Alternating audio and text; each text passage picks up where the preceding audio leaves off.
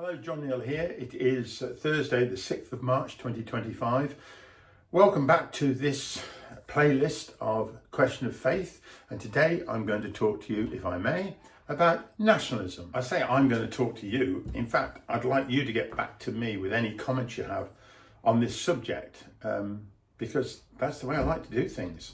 Right, there's three things I'd like to say, I think. One is that nationalism was the main theme of a recent rally and march in Nuneaton last Saturday by Britain First, which is a right-wing fascist group. And their theme was to do with re-immigration and a video that they presented to the march in the car park in town. Very well put together, actually. And it was showing how to be nationalistic about being British, and it went through a long history of the whole of the British Isles, of how wonderful the British people were. And any nation could do that, and it's maybe an extremely good thing to do. But I think it's slightly wrong if that's the only point of view you have about the way to look at being of a particular country. Me, I'm English, I'm British.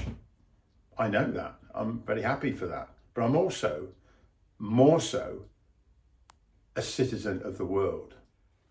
I'm particularly interested in a quite recent endorsement for the idea of being a citizen of the world and having a global view, as this gentleman puts it, a planetary view.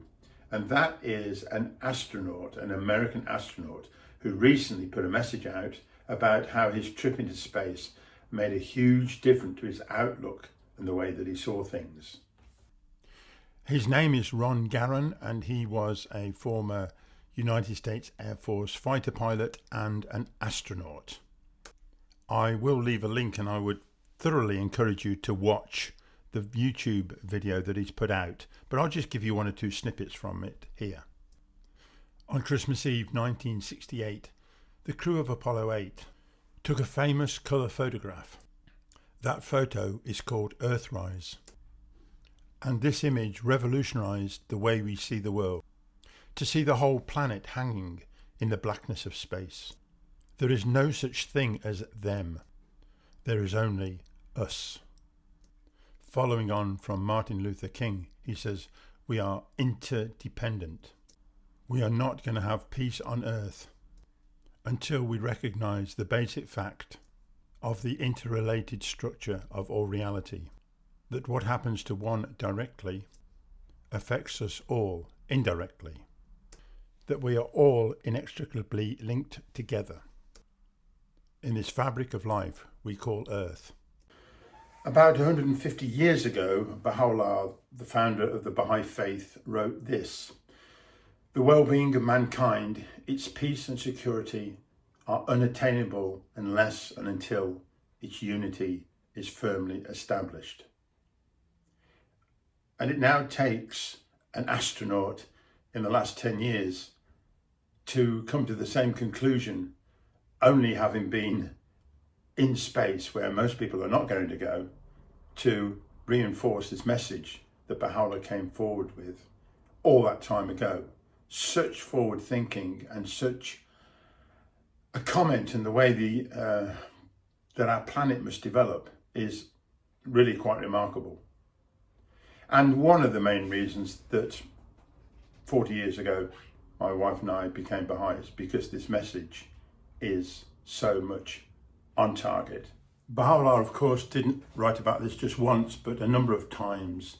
So let me read another piece. And really, I'll use the word patriotism or nationalism to mean more or less the same thing. But he wrote this about being proud of your own country. It is not for him to pride who loveth his own country, but rather for him who loveth the whole world. The earth is but one country, and mankind its citizens. This does not mean uniformity, of course, but celebrating the diversity of the human race. More about this at another time.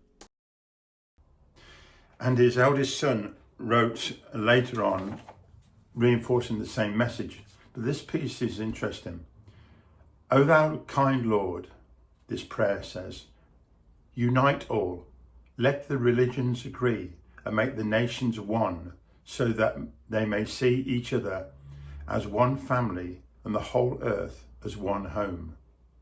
May they all live together in perfect harmony. Let me just touch upon this idea of let the religions agree. The point being, I might have said this in another video, from the Baha'i point of view, all the religions come from the same source. Let's take this point as well. Muslims pray to Allah. It's a name, but it's God.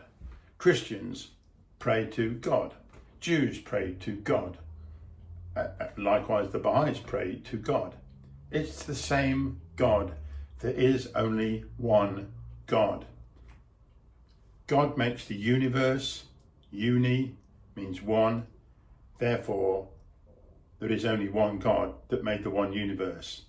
Whatever we may believe God to be, or whoever we may believe God to be, there is only one of him, her, it, whatever it is. So you can't say they pray to their God. They are different. They pray to their own God and they worship their own God, meaning really that in that time in history, that was their role, that was what was given to them. Just as Jews, for instance, before the time of Christ, worshipped God in the way they did and had a set of rules, then Jesus came along and changed everything. He fulfilled everything. Didn't destroy it, as he says in the Bible, but he came to fulfill it and take things on. It's a bit like reading one chapter in a book and then going to the next chapter. You don't discard the one that went before. It moves on, just like a teacher in school might move on from one teacher to another. The rules change, it's true, but the same message is always there. So this picture here of Britain First setting off on their march with somebody holding a cross, because they don't like Muslims, you see. They think Muslims are the bad influence of immigration, you see. That's a bit of the hang up. So they have a cross, and from the, dare I say, bile and nasty language that they use, how they can align themselves with Christians is almost medieval. It's quite strange, really, because they are the least Christian of any group of people I can even imagine. So let the religions agree is another aspect of this unity of the human race, which I think is vitally important. Before I go, let me just touch on this idea of unity and diversity again, because it's an interesting one, this. The Baha'i writings refer to the unity of the human race, which I've pointed out, but we also celebrate the diversity. In the past, unfortunately, missionaries have gone around the world and converted people to their religion, in particular Christianity, and then tried to obliterate the culture that they came from, to turn them into sort of white Europeans that were Christian. The Baha'is, on the other hand, whenever they spread the faith around the world, have encouraged those ethnic and cultural groups to celebrate their differences and to celebrate their home cultures, to the extent now that the Baha'i writings are translated over 800 different languages, and there are many different ethnic groups who are looking forward to this age of peace and unity, and yet celebrating their own cultural backgrounds at the same time. So there's not complex, it's a simple thing. We celebrate the fact that we are all of the human race, and we have a unity about that, which is vitally important. But also that we need to celebrate the differences that we have from the different countries. And then I think that is the crucial thing that we're beginning to not be able to do because of the likes of Britain First, who've got a bit of a hang up about this sort of thing. Interestingly enough, there's one issue that brings people together, and we enjoy the differences about different cultures. Do you know what that is? Food. We love Indian food, Chinese food, Thai food, French food, German food, American food, all sorts of stuff. And we like British food as well. But yeah, it's interesting that the diversity that we enjoy with food is as it is, and it's a pity that we can't enjoy and encourage other diversities that we have as well. Anyway, there you have it. Thank you very much for listening so far. If you have any comments, please put them in down below, and don't forget to check out that video about the astronaut. Really interesting. Okay, thanks a lot. You'll see me next time. Bye bye.